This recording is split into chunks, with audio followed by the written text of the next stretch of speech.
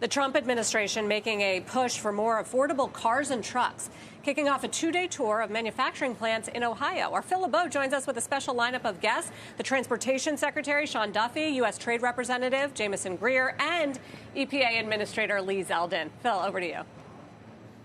Thank you very much, Sarah. Well, you set the table. Let's bring in those three gentlemen joining us from the Ford plant in Avon Lake, Ohio, just outside of Cleveland. And I'm going to start with you, Transportation Secretary Duffy. You're touring these plants. What specifically would you like the automakers to do when it comes to lowering auto prices? Well, first off, President Trump has put his whole team in place to make sure we're pushing to have rules and regulations that are going to drive down prices. So you and I have talked about this a little bit, but CAFE standards, where the liberals, the Democrats, wanted to have a transition to electric vehicles, which are driving up the cost of gas-powered autos, and the American people were paying the price.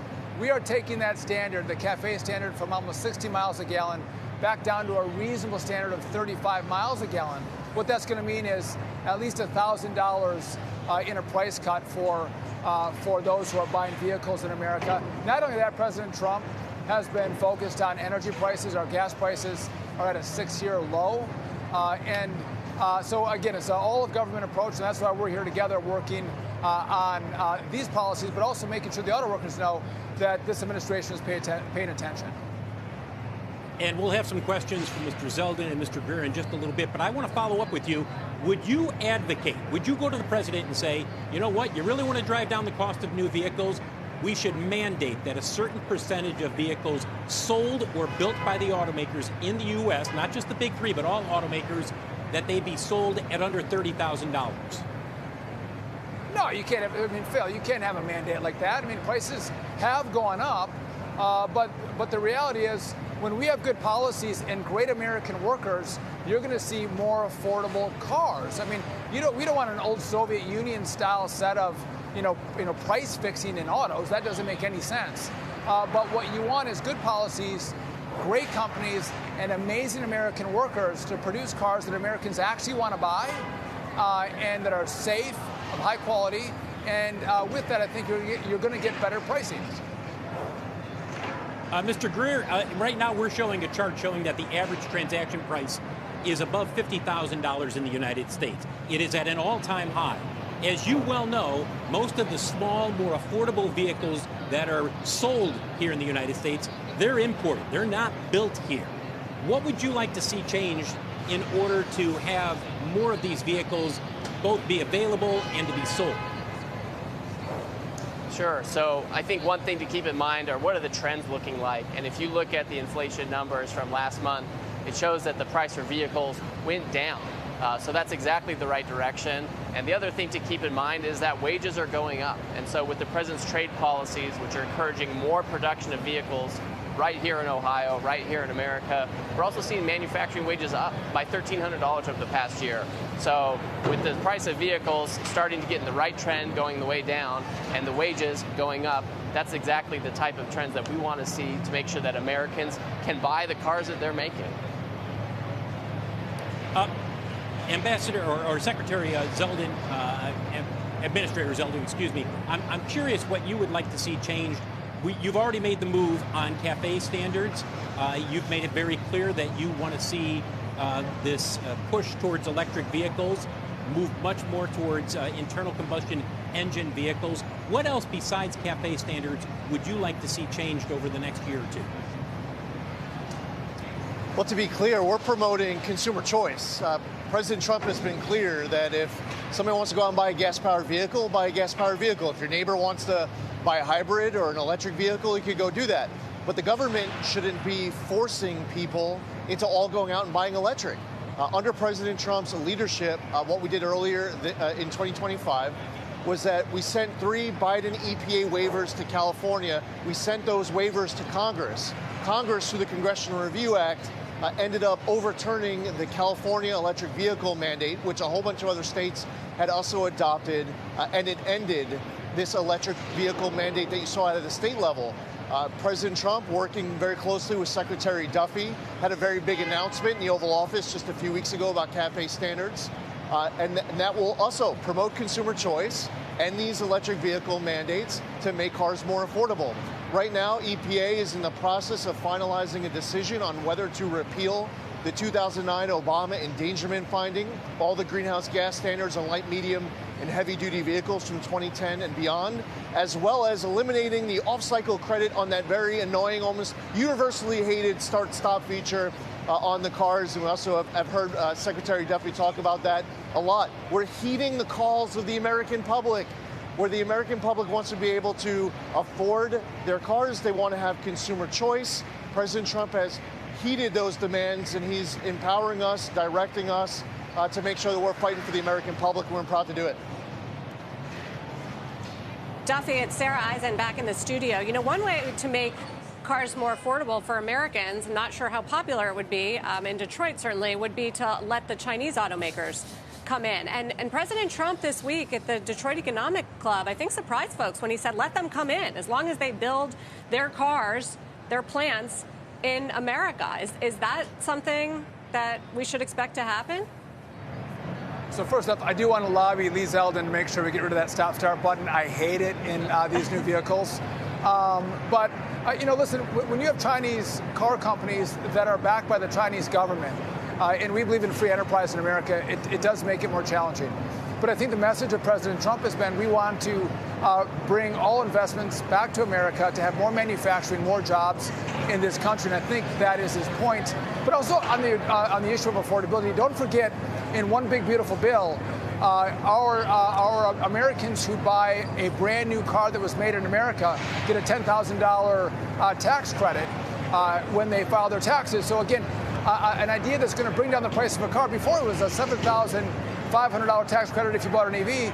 This is buy any American-made car, and President Trump and Republicans in Congress have put in a tax process that can give you a break, making those new cars more affordable. By the way, that makes it safer on the roads. If we're driving cars on average 13 years old right now, the new technology over the course of the last several years, if we get those cars on the road, if bad things do happen, you and your family will be safer because you have a new car as opposed to a 10 or 12-year-old car or vehicle.